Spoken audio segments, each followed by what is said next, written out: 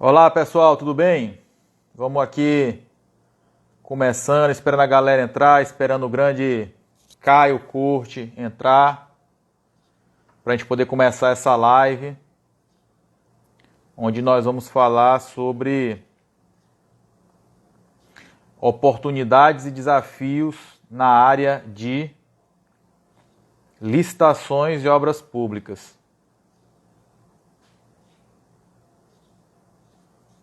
Deixa eu ver aqui se eu...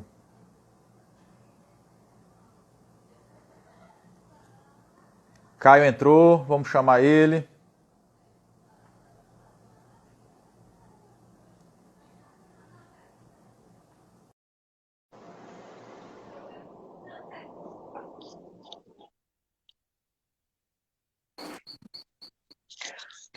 Boa noite, Caio. Boa noite, Murilo. E aí, tudo beleza? Tudo em paz. E você, como é que tá aí?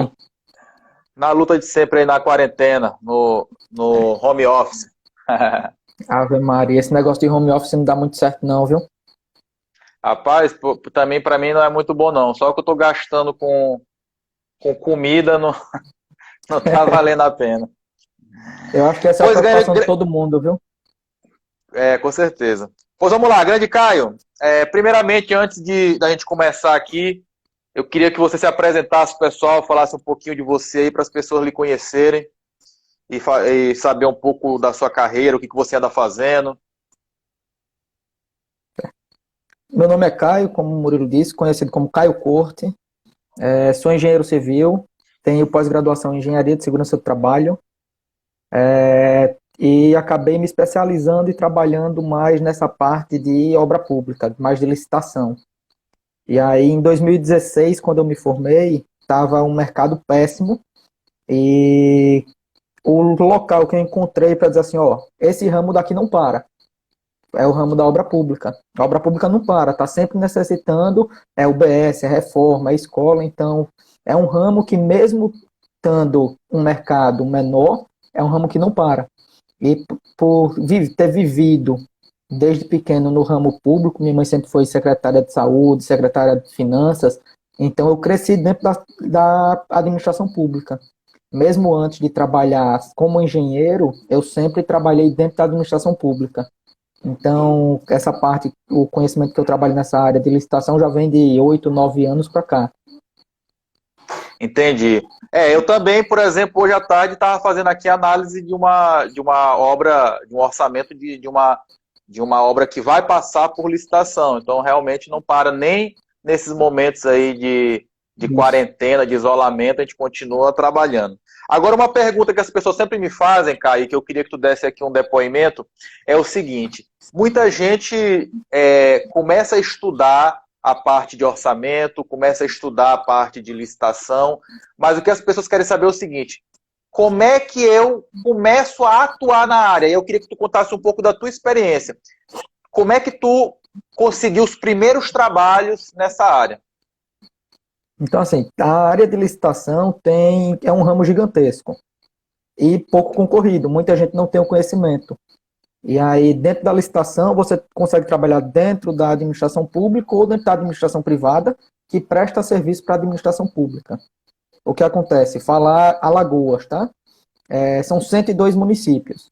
Então, dos 102 municípios, teoricamente, necessitam, existe uma lei hoje que todo município, obrigatoriamente, tem que ter um engenheiro dentro do município, que seja o responsável técnico pelas obras, o setor técnico do município. Então, seriam 102 engenheiros empregados. Dentro desses Fora os que, municípios, pre... fora os que prestam serviço, né? Porque às vezes o isso. profissional que está lá no quadro, ele não dá conta da demanda e vai acabar terceirizando algumas atividades, como projeto, Isso. orçamento, etc. E aí entra nessa parte. Fora esses 102 engenheiros contratados que estão trabalhando, existe o pessoal que faz os projetos para os municípios. Eu geralmente considero 50% desses 102 municípios. Então, aproximadamente aí 56 engenheiros estariam trabalhando, prestando consultoria na área de projeto, na CPL, dentro desses municípios. Então, aí eu já teria mais de 158 engenheiros trabalhando no setor público.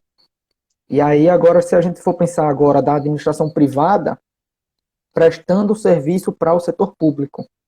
Eu tenho as empresas que executam obras, as empresas que estão trabalhando, que fazem, participam da CPL, que é a Comissão Permanente de Licitação, porque eu vou ter lá um engenheiro do município que vai dar o parecer, vou ter o camarada que fez o projeto, mas eu também vou ter o cara que vai assinar a documentação da licitação.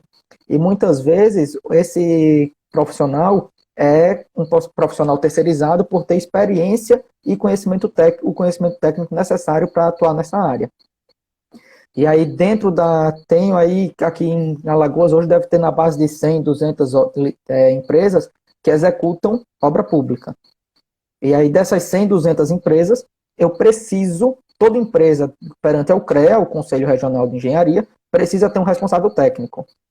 Mas o que acontece? Muitas vezes esse responsável técnico não tem o conhecimento ou não trabalhar efetivamente. O que acontece? Ele é contratado apenas pelo acervo. E aí outro profissional é contratado para tocar a obra ou tocar a licitação. Porque o que acontece? É necessário preparar a documentação, orçamento para disputar uma obra pública, uma das etapas. E aí um engenheiro é contratado para fazer essa parte. E aí esse mesmo engenheiro pode tocar a obra ou um outro engenheiro pode estar à frente da obra. Mas aí já abre mais um ramo dentro dessas 100, 200 empresas. E aí, como eu disse, é um ramo gigante. E aí lá atrás, como eu disse, em 2016, o mercado estava bem parado. E aí eu vi uma oportunidade, eu tive um conhecido que tinha recém assumido a Secretaria de Saúde de um município, e eu estava parado e eu disse, eu quero ir aprender. Sem receber, eu quero ir, como eu sempre trabalhei, eu quero ir para dentro. Como engenheiro, eu quero participar de todas as etapas de engenharia dentro desse município. Ele disse, Caio, infelizmente eu não consigo te contratar agora, mas se quiser aprender, pode vir. E aí todos os dias de manhãzinha, eu viajava, era 1h20, 1h30 da capital, viajava, no final do dia eu voltava, mas estava lá dentro. Até que um determinado dia teve um enchente lá, não chegou a ser enchente, mas teve diversos dias chuvosos, que foi decretado estado de emergência em alguns municípios do estado de Alagoas. E aí ele virou para mim e disse, Caio, eu preciso de um engenheiro para agora assinar o laudo dos postos de saúde, porque a gente precisa mandar para a Defesa Civil. E aí ele virou para mim e disse, Caio, a única pessoa que vai conseguir fazer isso é você que está aqui dentro. Você quer ser contratado como engenheiro da prefeitura? E eu disse, quero. E aí a empresa que prestou esse serviço acabou me contratando para trabalhar com ela. A empresa que fez o serviço dentro do município, que eu tinha começado sem receber, que depois passei para engenheiro, gostou do meu serviço e disse, Caio, tem uma proposta para você. E aí me chamou para trabalhar com ela. Dessa empresa eu acabei fazendo meu nome no mercado. E aí comecei a prestar consultoria para algumas empresas e fiquei trabalhando fixo nessa empresa, mas prestando consultoria na área de orçamento e licitações para algumas outras. Mas vem cá, só uma pergunta. Nessa questão que tu falou assim, eu fiz meu nome lá, é porque ela já trabalhava com licitações e tu começou a ganhar algumas licitações para ela, elaborar a proposta, foi isso? Isso, lá nessa empresa eles tinham tido problema com o município e estavam há 1 ano e meio só tendo custo, sem ganhar obra, sem tocar obra, porque a obra estava parada. E aí, a partir do momento que eu entrei, em 3 meses eu consegui 7 contratos para a empresa, somando mais de 7 milhões. Então, assim, quando eu disse que eu consegui fazer meu nome lá, é porque a empresa estava 1 ano e meio só tendo custo, em 3 meses eu consegui mais de 7 milhões para a empresa. De contratos, né? Isso. De contrato. E aí acabou virando a história da empresa. E assim, uma coisa importante que tu falaste de fazer o nome é porque assim, é importante o pessoal entender que num processo licitatório, às vezes estão disputando diversas empresas, né? Então, por exemplo, quando o Caio ou qualquer outra pessoa elabora a proposta e vai lá no dia da abertura das propostas, né? Enfim, as pessoas começam a ver, olha, aquela empresa ali está com o Caio ali. E se o Caio vai, ganha a primeira, ganha a segunda, o Caio mostra lá que ele consegue, muitas vezes, encontrar erros nas propostas das outras empresas, desclassificar elas. As outras empresas começam a pensar o seguinte, cara, na próxima eu vou contratar o Caio. Por quê? Porque ele está dando resultado, ele está conseguindo ganhar licitações, ele está conseguindo defender a empresa de recursos, está conseguindo criar recursos contra outras empresas, né, para poder desclassificar elas. Então é dessa forma que vai fazendo o nome mesmo, não é isso, Caio? Isso, e não adianta, que é uma frase que eu aprendi com o meu amigo Felipe, e que eu acreditei bastante. Não adianta eu saber fazer se eu não consigo apresentar o resultado. Isso. Então, eu tenho que buscar lá. Se eu não conseguir, na hora da licitação, apresentar que eu não vou ser um custo para a empresa e sim um lucro, a empresa não vai querer contratar o Caio. Entendeu? Então, eu tenho que Exatamente. mostrar, e a partir do momento que todo mundo vai vendo, vai dizendo, poxa, aquela empresa estava 1 ano e meio parada, mas o Caio conseguiu levar 7 contratos. Poxa, mas nessa licitação a empresa era a 7ª colocada, mas ganhou a obra. O que é que tem de errado? Na minha empresa e na da outra. O que tem de errado na minha e o que tem de certo na da outra? Será que ele tá. Será que é a pessoa que está elaborando a proposta que tá fazendo esse resultado? Então, começa realmente a jogar um holofote profissional, né? Isso. E aí, E uma e pergunta que aí eu. outra, Ah, pode falar. só outra dica assim, Caio, mas eu ainda não estou dentro do ramo, como é que eu vou me inserir no mercado? Se você abrir qualquer estado, qualquer município, tem um diário de publicação. Se você abrir o diário do seu estado, o diário da União, o diário do seu município, você vai ter acesso a quais são as empresas que estão disputando obra pública, porque toda etapa, toda nova etapa da licitação é publicado. A empresa X foi habilitada, a empresa Y foi inabilitada. A empresa X foi classificada, a Y foi desclassificada na proposta. E aí você vai em cima dessas que estão perdendo a licitação e vai apresentar seu serviço. Ó, eu tenho uma proposta para conseguir mudar a empresa. Eu tenho uma oportunidade, eu consigo lhe prestar um serviço que seu nome não vai mais sair como desclassificado, vai sair como classificado. E aí você consegue se inserir mesmo sem ter esse contato. Você tem o contato das empresas através do diário do seu município. Exatamente. Então, essa dica é importantíssima, né?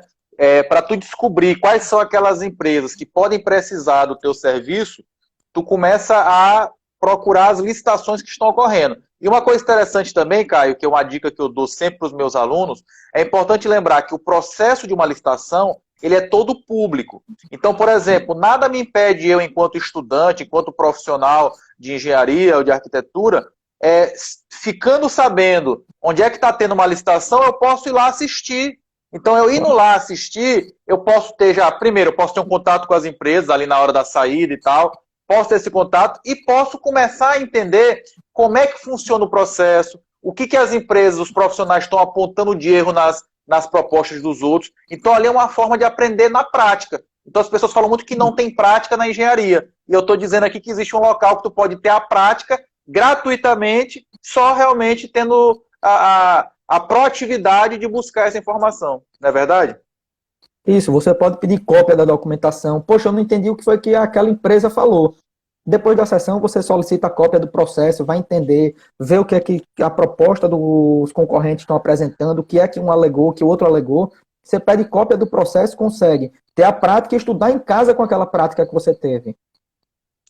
Exatamente. E isso é uma dica que eu dou também muito, porque tem muita gente que não sabe disso, até mesmo empresas que participam de processo licitatório. Às vezes as pessoas não sabem que a gente pode solicitar cópia de tudo, né? Não só eu enquanto participante da licitação, mas como tu bem citaste aí, qualquer pessoa que esteja lá naquele momento pode solicitar cópia, né? É um processo público, transparente. Às vezes o que pode acontecer, só para o pessoal entender, né? Pode ser que seja cobrado uma taxa, alguma coisa, se houver algum custo para o poder público te fornecer esse material. Mas isso hoje em dia praticamente já não acontece mais, porque a maioria dos documentos são enviados já em meio digital, então Meio não digital. tem custo nenhum. A pessoa pede, a pessoa da CPL lá te pede um pendrive, tu dá, ele copia, e aí tu consegue fazer esse estudo em casa, né? Inclusive, Isso. como existe um lapso temporal entre a abertura dos envelopes, né, das propostas de preço, e a comissão de licitação fazer a avaliação dessas propostas, né? Então, de repente, nesse meio tempo, tu pode fazer uma análise mais aprofundada das propostas dos teus adversários, né, dos teus concorrentes, para poder, na hora de iniciar a fase de recurso, tu já está com tudo pronto, né? Bem detalhado, bem definido.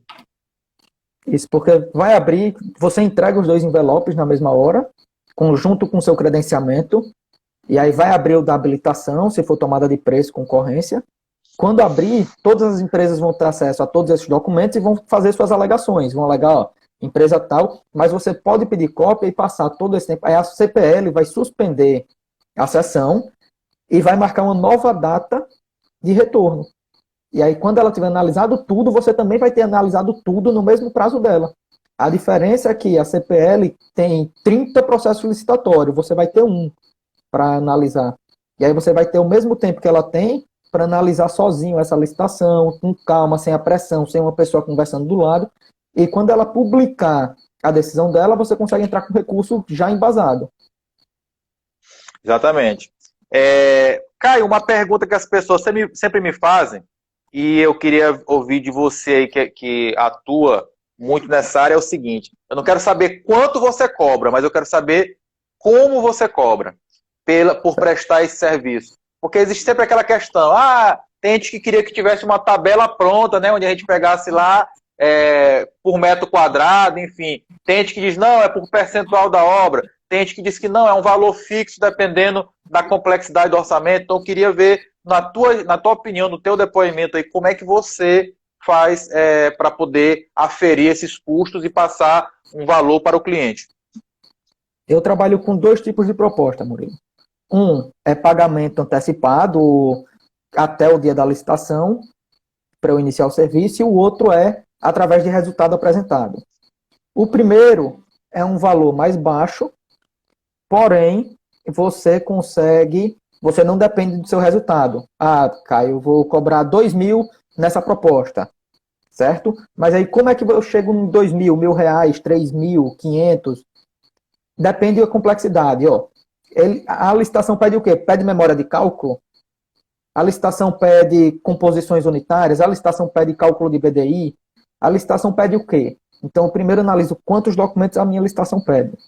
Qual a complexidade do orçamento? Eu não tenho como cobrar um orçamento de uma pavimentação que são 15 itens, 20 itens, de uma escola de 300 itens. A complexidade é diferente. Quantas bases de preço essa licitação usa? São 3, 4, 5 bases para compatibilizar? Ou é só o SINAP e já está tudo compatibilizado? Entendeu? E aí eu faço um estudo da complexidade da minha proposta, com o tempo que eu vou gastar, e estabeleço um valor da minha hora. E aí eu consigo chegar em 1 hora. Eu consigo chegar em um valor pré-determinado. Eu não chuto o valor de qualquer jeito. Então, quando eu passo para o cliente, eu digo, ó, é esse valor, mas eu sei que foi embasado que minha hora é X, a complexidade é Y, a proposta vai pedir 6, 7, 8 itens. Então, assim, ele tem uma base até chegar nesse valor. E aí esse valor acaba sendo um pouquinho menor do que o outro fator, do que o outro caso. O outro caso, que é apresentando meu resultado, aí eu trabalho, ó, eu tenho um custo fixo aí de X reais, R$ 200, R$ 500, que é o que eu vou gastar até de custo de impressão, essas coisas para poder preparar a licitação. Mas se você ganhar a licitação, eu ganho 3% do seu contrato. E aí esse valor pode variar de 1 a 3% desse contrato, dependendo do valor. Porque se eu cobrar 3% de uma licitação de 10 milhões, dá 300 mil. Se eu cobrar 3% de uma proposta de 10 mil, dá R$ 300. Então, assim, vai variar, aí esse caso vai variar também no valor da licitação, não mais só da complexidade. Exatamente. E, então as pessoas precisam entender isso, que existem realmente 2 formas que a gente utiliza para poder fazer esse trabalho. A primeira é um valor fixo, né, que como o Caio falou, geralmente é um valor mais baixo, que é levado em consideração a complexidade e o tempo que eu vou me dedicar a esse serviço, mas para muitos clientes tu vai trabalhar, entre aspas, de graça, sem receber nada, de modo que tu só vai receber se tu atingir o resultado. Só que como é um contrato de risco, ou seja, pode ser que tu trabalhe 5 licitações sem ganhar nada, para uma só tu conseguir o resultado, o que tu ganhar nessa uma tem que compensar o trabalho de ter feito as 5 para trás. Então, geralmente, como o Caio falou, é um percentual que vai te dar um valor bem maior do que seria se fosse na outra, tá certo? Na outra modalidade. Agora, Caio, uma coisa importante também, quando tu oferece o preço para o teu cliente, tu já oferece o preço para te acompanhar ele durante todo o processo, até o resultado, ou tu tem, por exemplo, quando ele te contrata por um valor fixo, né? Ou tu cobra um valor para elaborar a proposta, um valor para acompanhar ele no dia da licitação, um valor para defender ele dos recursos. Como é que tu faz nesse sentido? Quando o cliente antes de eu passar a proposta, eu já pergunto ao cliente o que é que ele vai querer que seja feito. Porque se eu tiver que montar todo o processo, desde declaração, proposta, viajar para outro estado para disputar a obra, voltar, aí tem um gasto pessoal muito maior. E aí vai depender muito do que o cliente pede. Se o cliente pede, Caio, eu quero que você faça tudo. Eu vou lhe entregar, eu quero essa licitação e eu quero que você ganhe. Aí é um valor.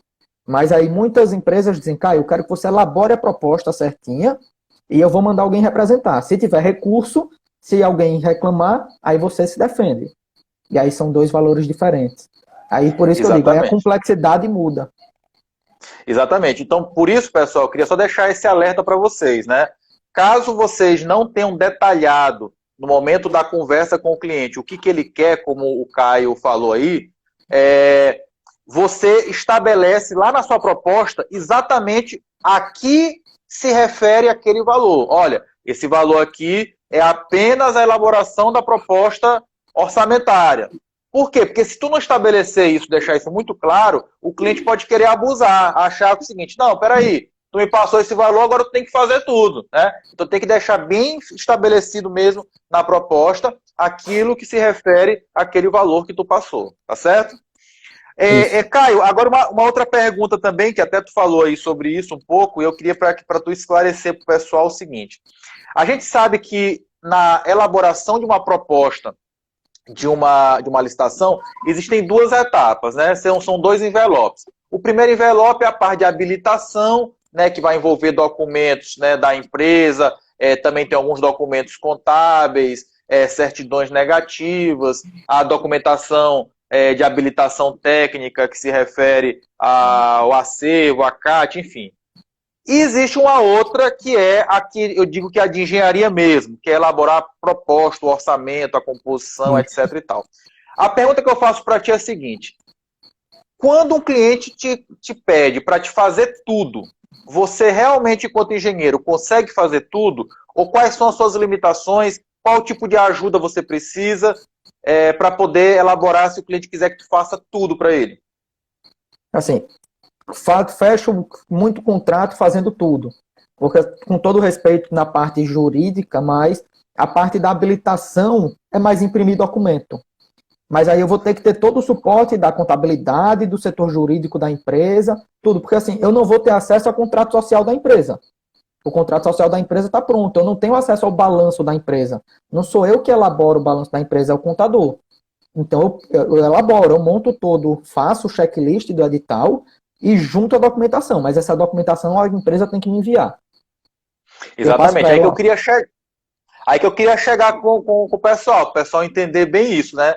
Que assim, apesar de se você já tiver já um conhecimento avançado e quiser fazer a montagem dos dois envelopes, você até pode, mas você nunca poderá fazer isso sozinho, você precisará de um apoio, principalmente do setor de contabilidade da empresa, porque como o Caio falou, existem documentos que são eles que elaboram, né? Então precisa constar. Então, na verdade, para esse tipo de documentação, na verdade, o trabalho do profissional que vai fazer é mais ou menos o que o Caio falou, um checklist, né? Saber se toda a documentação que está ali exigida no edital que seja realmente anexada ao processo.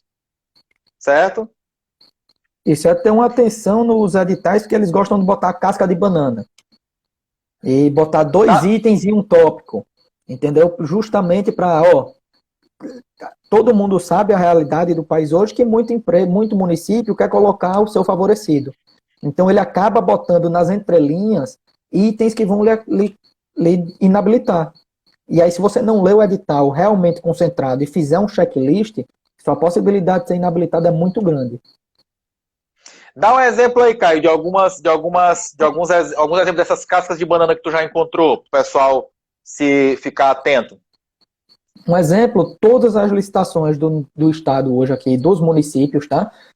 Elas sempre pedem certidão de falência municipal, da sede do município. E aí uma licitação, dentro desse item, a pessoa direto vai ler certidão de falência e concordata da sede do município. Ele também pediu da sede do município e federal. E aí só 2 empresas apresentaram a certidão federal de falência. Por quê? Todo mundo está acostumado a só apresentar a municipal. E não foi um novo item, foi lá no finzinho do item que ele dizia, e a federal. Então acaba nessas entrelinhas colocando essas questões que podem te derrubar. Certo.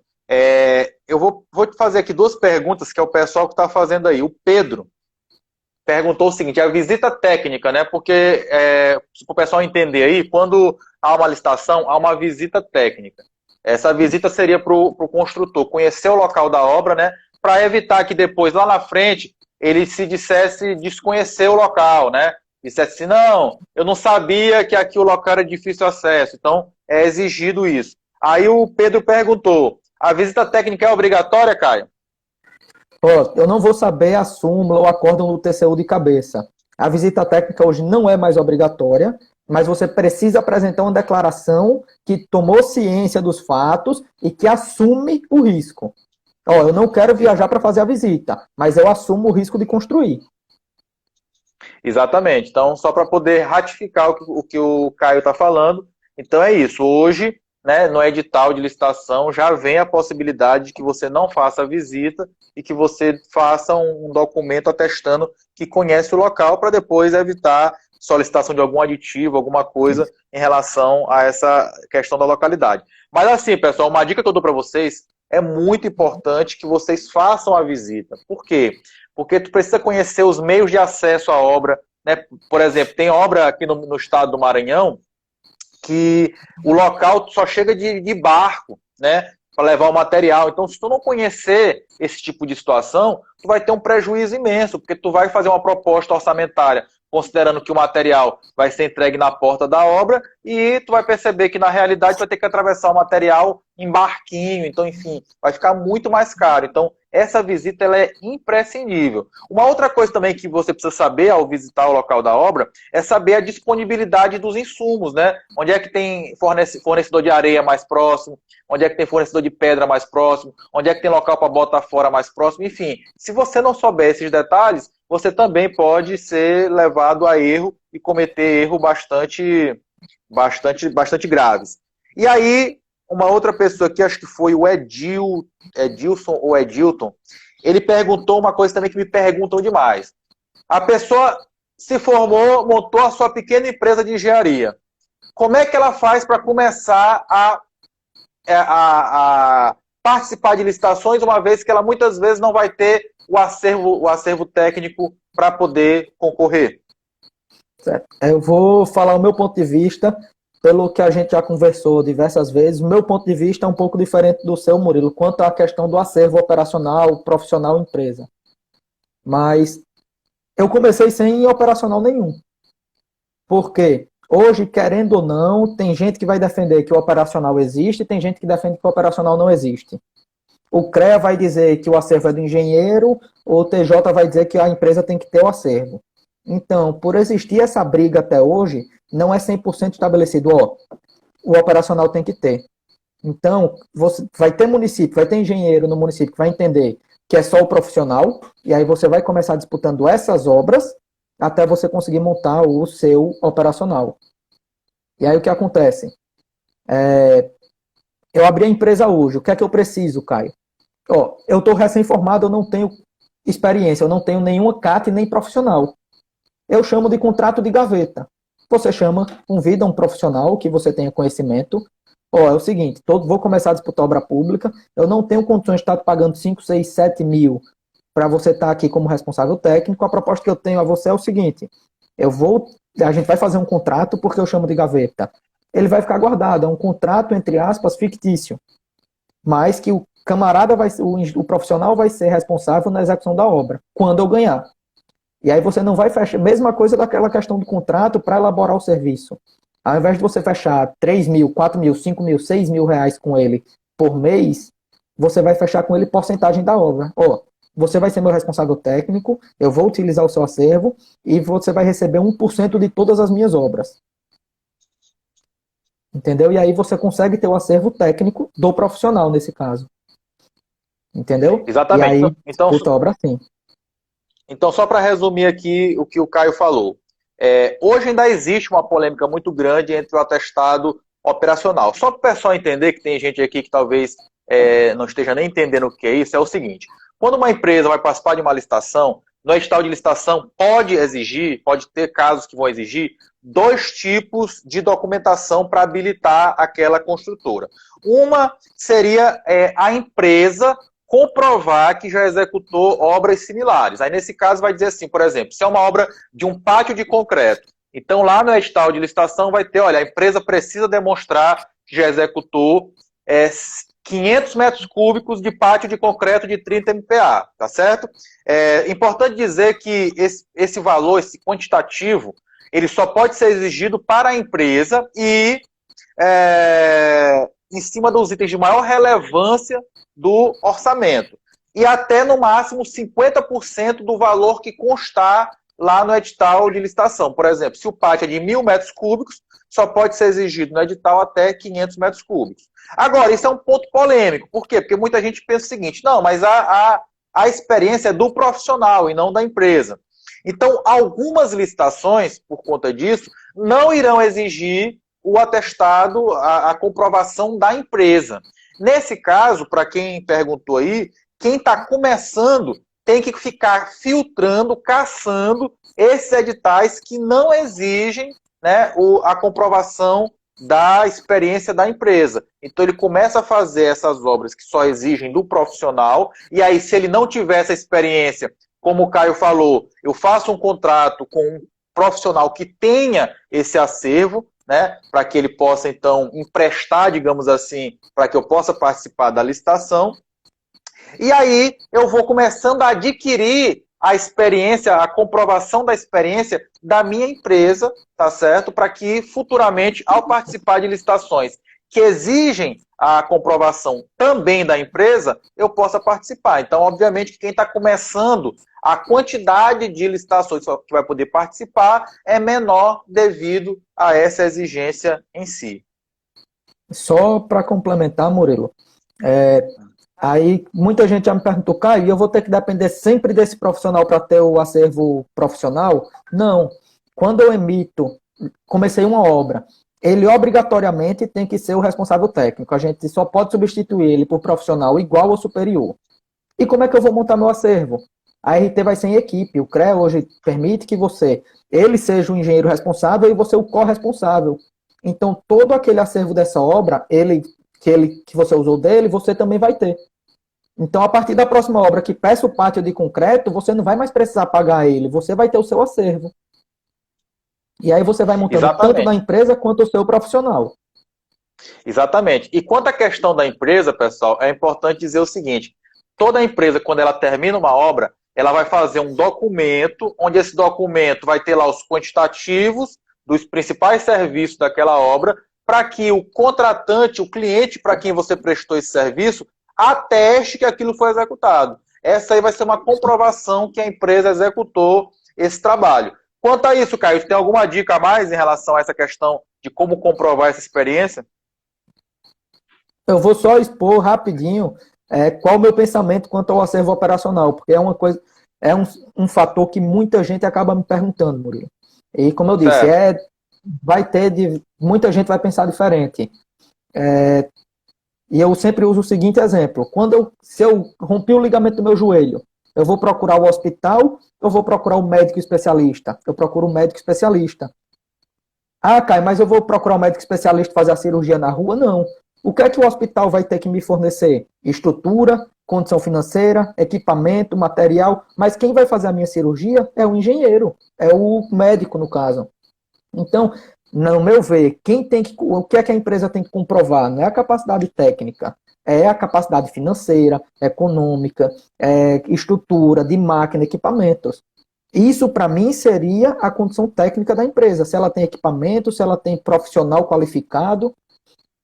E aí, essa semana aconteceu o seguinte. Se uma empresa, eu estou com uma empresa, certo? Eu tenho uma empresa aberta. Eu tenho 10 anos de obra. A minha empresa tem acervo para disputar qualquer obra no Brasil. Eu vou fechar a empresa, eu vou vender. Aí o cara que se formou hoje compra a minha empresa. Ele continua, ele comprar a minha empresa ou abrir uma nova, para ele não vai ter diferença. Mas para a licitação tem. Porque a empresa tem um acervo, mas ele não tem. Então, do meu ponto de vista, qual é a diferença dele comprar a empresa ou ele abrir uma do zero? Qual a diferença dele comprar uma empresa que já executou com outro profissional, que o acervo vai continuar existindo, para ele abrir uma do zero? Então, por isso, assim, Entendi. esse é meu ponto de vista, que eu sou contra o acervo operacional. Eu acredito que a empresa tem que, sim, comprovar a condição técnica, mas de outras formas, e não através de atestado. Entendi. Beleza. Agora, Caio, uma pergunta que as pessoas fazem é a seguinte: imagina que tu tem uma pequena construtora que tu nunca trabalhou com obra pública, mas tu está começando a se interessar, até porque, como tu falaste, é uma área que tem muita oportunidade, né? Não para, todo tempo tu vai ter licitação para participar, enfim. O que eu quero saber de ti é o seguinte: na tua concepção, na tua vivência, obra pública para pequenos construtores, vale a pena em termos de financeiro, em termos de lucro? Ó, vão ter um pouco de dor de cabeça no início. Por quê? O que acontece? Para executar obra pública, você coloca o seu dinheiro para receber depois. E muitas vezes esse depois é que é o problema. Mas aí eu tenho muito. A minha briga muitas vezes com o empresário é o seguinte: Caio, mas eu estou colocando meu dinheiro, eu estou recebendo certo, mas eu recebo um mês depois. Mas dentro do seu BDI você recebe por isso, você tem despesas financeiras. O item de despesa financeira dentro do seu BDI é o valor como se você estivesse investindo o seu dinheiro na administração pública. Então, se você não quer esperar, você teoricamente tiraria uma parte do que você está cobrando. Então, Exatamente. vai ter esse problema. Então, assim, Caio, eu não tenho dinheiro nenhum, mas quero começar obra pública. Arruma um investidor. Eu vou ganhar obra pública para você investir o dinheiro e retornar. No início é mais difícil, porque o lucro vai ser dividido, eu vou pagar imposto. Até você conseguir se estruturar ou não, você vai acabar tendo muito tombo durante o caminho. Mas, se você tiver uma condição técnica de estar batalhando a obra no dia a dia e com capacidade, é um ramo que com certeza, e aí tem diversos autores que dizem que é um dos ramos que mais dão um retorno financeiro. Mas vai ter problema. Você tem uma dor de cabeça. Exatamente. O que eu queria contribuir quanto a isso para o pessoal é o seguinte: uma das coisas que a pessoa precisa entender é que para trabalhar com obra pública, a pessoa precisa ter alguém que conheça os trâmites, a burocracia do setor público, porque realmente a pessoa que vai como marinheiro de primeira viagem sofre muito, porque ela não entende como é que funciona, e aí uma coisa que de repente demoraria 15 dias para resolver, às vezes demora 2 meses, porque a pessoa apresenta o que foi exigido de forma errada, enfim. Então, nada melhor para quem está começando do que contratar uma pessoa, fazer uma parceria com alguém que conheça esses trâmites, para que ela vá aprendendo, e aí sim, talvez depois nem precise mais dessa pessoa. Mas no início isso é fundamental. Eu vejo muito construtor batendo cabeça por falta dessa experiência, tá certo? Uma outra coisa que eu preciso falar para vocês é que é o seguinte, pessoal,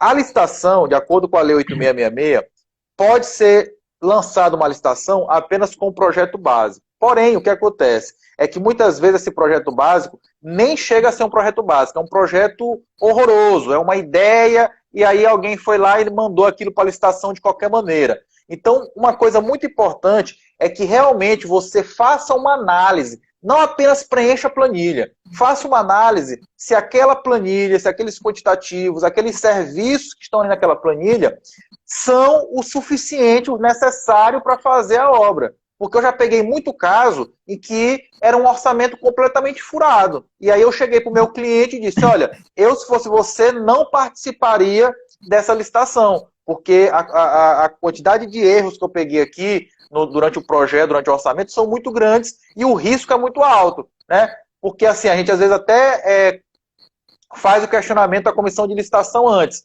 mas às vezes não dá tempo de fazer. Ou às vezes a comissão de licitação só te dá uma embarrigada, enrola ali a resposta, enfim, ela não quer voltar atrás naquilo. E ela vai e faz para que você insista e participe daquela mesma forma. Então é importante que você faça uma análise criteriosa, tá certo? No projeto e no orçamento, para saber se aquilo está coerente e se você realmente vai conseguir lucro. Agora, quanto ao que o Caio falou, eu já fiz um trabalho com um aluno meu de monografia, e esse aluno ele tinha acesso a todos os dados de uma empresa de grande porte aqui na minha cidade, e assim, a gente chegou a estudar 3 obras dessa empresa.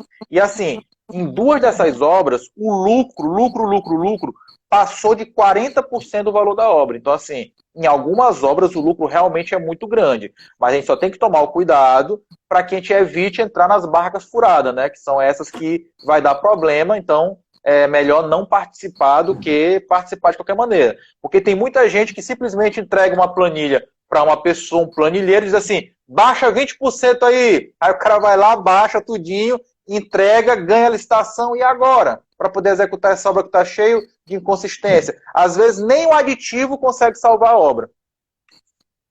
É um termo que eu gosto muito, que eu aprendi com o Murilo, é o planilheiro e o orçamentista. O planilheiro, se você disser para ele botar o cimento a R$10, ele vai botar. Ele vai chegar, ele entregar e vai dizer, ó, baixa 20% linear aí.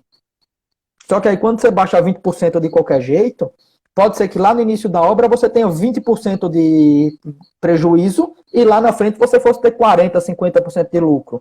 Só que o seu financeiro, depois de ter 20% de prejuízo, não consegue chegar no lucro. Então, quando você for procurar alguém para fazer seu orçamento, não procure uma pessoa que simplesmente baixe de qualquer jeito. Procure uma pessoa que baixe onde sabe que pode baixar. Muito bem. Caio, uma outra pergunta é o seguinte, para o pessoal que está assistindo a gente aí, que ainda não tem nenhuma experiência com orçamento de obras, com licitações, é importante as pessoas saberem que é um ramo em que eu preciso estar todo o tempo atualizado. Por quê? Porque, primeiro, não existe uma norma ainda de orçamento.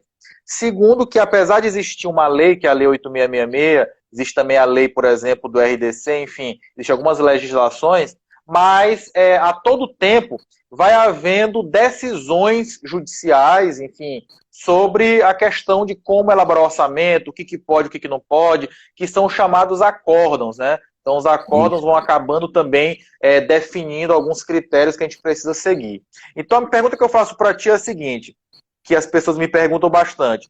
Aonde é que tu costuma estar te atualizando para te poder estar sempre realmente atualizado e não cometer erros, enfim, saber onde é que os órgãos de controle estão batendo, onde é que tu pega essas informações? Uma dica é quem tiver o Orça Fácil, que é o sistema que lhe auxilia nessa elaboração do orçamento, o Orça Fácil mensalmente publica, e ele chama lá boletim de acordo, boletim de TCU, alguma coisa assim, eu não vou lembrar o nome agora. E ele divulga para você que tem acesso ao programa todos os boletins referentes ao assunto de obras que foram publicados naquele mês. Então eu consigo puxar, se quem tiver dentro do Orça Fácil, consegue puxar esses boletins de acórdãos. Fora isso, é acompanhar diário dos municípios. O diário municipal quem trabalha nesse ramo de obra pública é essencial. Porque vai ver lá no diário que a licitação foi suspensa, a empresa foi reabilitada, ou a empresa foi inabilitada por decisão judicial. Então você também vai conseguir buscar lá. No próprio site do Tribunal de Contas da União, você tem uma aba para procurar quais são os acórdãos existentes, certo? E no Juiz Brasil você também consegue puxar todos esses acórdãos, decisões do Tribunal de Justiça. Então, assim, aí muita gente diz, Caio, mas eu me formei em engenharia por não gostar da parte de direito. Mas para trabalhar com licitação e orçamento de obra, você tem que ter o conhecimento legal também, porque senão você vai ser um simples planilheiro. Exatamente. E assim, é importante o pessoal saber que essa é uma área que as empresas costumam não economizar. Como assim não economizar? É porque assim, se a pessoa chegar no Caio e perguntar quanto é que o Caio cobra no orçamento para uma proposta para ela, e o Caio disser que é 2.000, e a empresa disser o seguinte, não, mas tem fulano ali que faz por R$500. O Caio não precisa brigar com esse cara, não. Não, pode fazer com ele lá, sem problema. Por quê? Porque a empresa, quando ela conhece o profissional e ela sabe que esse profissional gera resultado, que consegue ganhar a licitação, que consegue defendê-la dos recursos, que consegue desclassificar as outras empresas, ela prefere pagar um pouco a mais e ter a certeza, ou pelo menos ter uma grande possibilidade de conseguir o resultado, do que se aventurar com um profissional que simplesmente ofereceu um preço menor. Então, por isso que eu digo que essa é uma área muito boa na área da engenharia, da arquitetura, enfim, dos profissionais que militam nessa área, porque é uma área em que você pode realmente cobrar um valor um pouco maior, sem precisar entrar numa guerra de preço. E como a gente comentou agora há pouco, isso fundamentalmente se dá pelo conhecimento, mas não só pelo conhecimento, e também pelo profissional estar constantemente atualizado, né? Então o Caio falou aí sobre esses boletins, que eu acho bem interessante. Eu estou com uma dúvida aqui, na verdade eu não tenho certeza, mas eu acho que a pessoa nem precisa realmente ter comprado o Orça Fácil para receber o boletim. Eu acho que a pessoa foi lá e fez uma versão demonstrativa, colocou o e-mail dela lá, enfim, no site do Orça Fácil, eu acho que tu já começa a receber essas malas diretas, né, com essas informações. E aí, Caio, uma pergunta, né, já que a gente está falando de Orça Fácil, de sistema, eu queria te perguntar o seguinte: o quanto essencial é para um profissional que trabalha com orçamento, com licitação, fazer uso de algum sistema de orçamento, como o Orça Fácil ou outros que tem no mercado? Hoje é essencial. Hoje, se você, independente de qual é o programa, hoje, se alguém me perguntar, Caio, qual programa você indica? Orça Fácil. Hoje, para mim, é o melhor custo-benefício do mercado. Certo? Por conseguir cobrir toda a parte necessária para obra pública e licitação por um custo acessível. Então, e aí eu digo, Caio, você consegue montar uma planilha no Excel? Consigo. Só que o que eu vou passar 4, 5, 6 dias para montar no Excel, eu passo uma tarde para montar um orçamento de uma obra pública no Orça Fácil. Então, eu consigo minimizar o tempo gasto e apresentar o mesmo resultado. Então, Caio, eu não tenho condições de comprar o programa agora. Faça no Excel. Quando tiver, não deixe de comprar, porque você vai fazer 10 vezes mais rápido. Então, lá no Orça Fácil, quando você vai ver, se eu não me engano, ele bota propaganda. Elabore orçamento de obras 8 vezes mais rápido. E eu comprovo, é verdade. Você não tem que estar buscando composição no Sinap, jogando no Excel e baixando o preço e vendo se outro item está com o mesmo preço. O sistema vai fazer direto para você. Então, assim, não adianta também eu achar que comprando o sistema, eu vou estar pronto para disputar. Você precisa, é um sistema, é uma máquina. Você precisa verificar o que o sistema fez. O que o programa fez. Porque se você botar, disser lá para o sistema, 1 mais 1 vai ser igual a 3, o sistema vai botar que 1 mais 1 é igual a 3. Mas se você não souber que 1 mais 1 é igual a 2, você vai apresentar sua proposta como 1 mais 1 é igual a 3. E acontece bastante isso, pessoas que não sabem utilizar esses softwares, né? Eu digo qualquer software, e às vezes a gente vai caçar lá e encontra muito erro exatamente disso, né? A pessoa fez de qualquer maneira e se esqueceu de verificar o resultado final do que está sendo apresentado, né? Caio, também só uma dica para o pessoal, é claro que a gente precisa sempre ter alguns filtros, mas existe também, sobre essa questão de atualização, existem alguns sites bem interessantes que publicam notícias sobre licitações, sobre acordos, etc. Um deles, que eu vou me lembrar de cabeça agora, é o site O Licitante.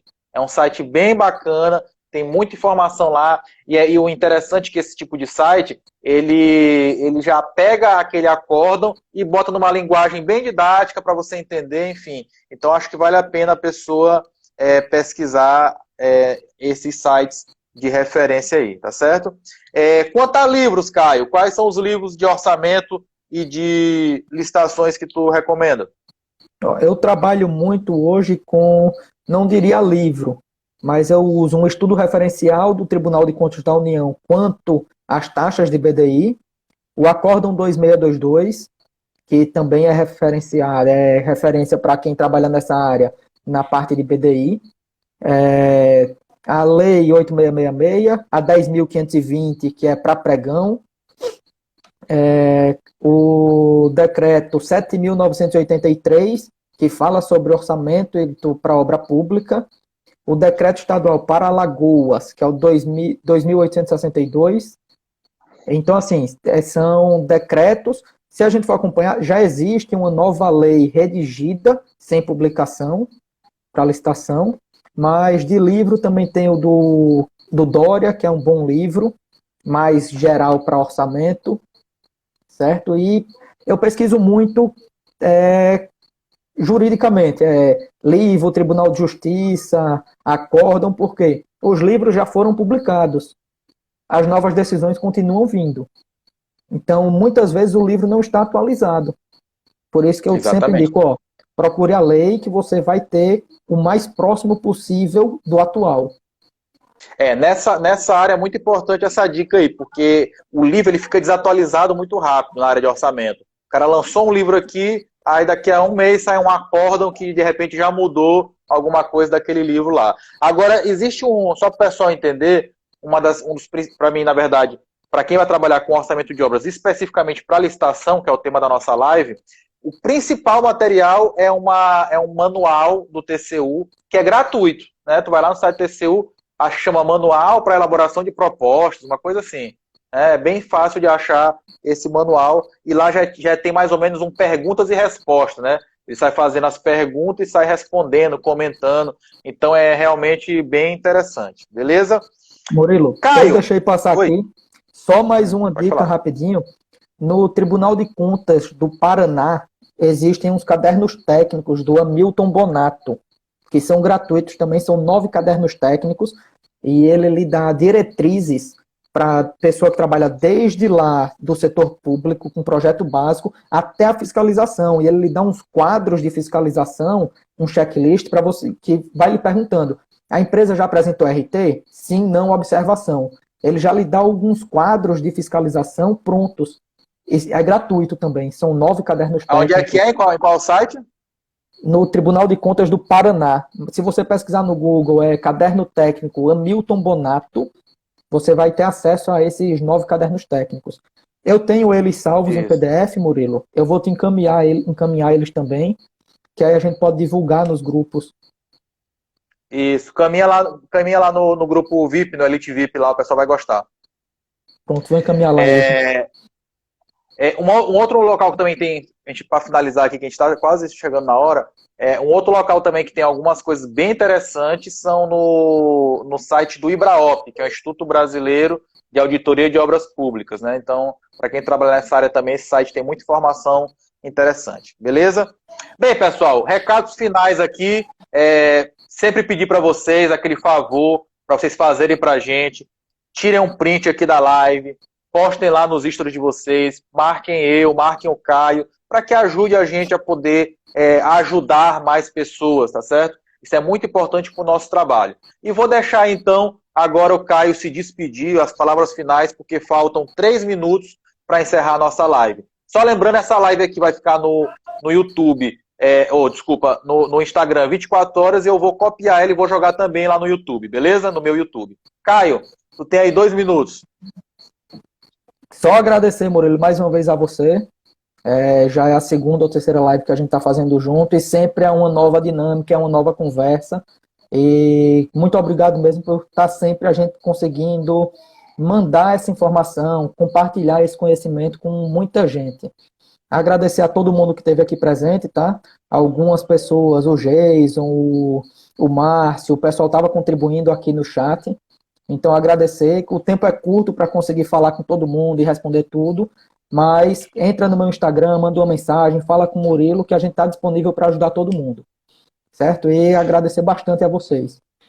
E só lembrando também, pessoal, que eu disponibilizei aí durante essa nossa quarentena forçada aí, eu tinha feito um workshop de orçamento de obras com 6 aulas gratuitas, e eu disponibilizei e deixei até esse período de quarentena também. Então, se você que está assistindo a gente não está inscrito no workshop, quer assistir essas 6 aulas gratuitas, depois manda um direct para a gente que a gente encaminha para você se inscrever e poder assistir essas 6 aulas, beleza? Caio, muito obrigado mais uma vez aí pela participação. Tamo junto, você é um parceiraço aí que eu tenho e que sempre me ajuda também, foi meu aluno, mas poderia também até me dar aula em alguns temas que você é fera, e eu gosto muito da sua presença, até também nos nossos grupos do Elite, porque você também ajuda lá com toda a sua experiência, enfim.